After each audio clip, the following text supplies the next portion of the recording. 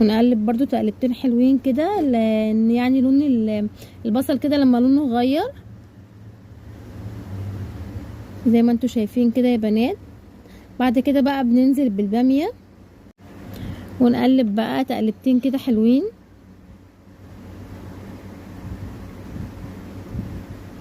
زي ما انتوا شايفين كده. هتاكلوا احلى بامية في حياتكم.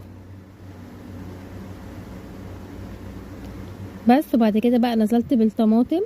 انا على فكره ما زودتش ميه، هي الطماطم بتاعتي هما شويه الميه اللي كنت مزوداهم في الخلاط عشان الطماطم تتفرم، يعني انا ما زودتش ميه تاني يا بنات زي ما انتوا شايفين كده. بعد كده بقى بنزل بالبهارات بتاعتي. هنا اول حاجه معايا معلقه كزبره، اول حاجه هتحطي كزبره معلقه كده او معلقه وربع يعني.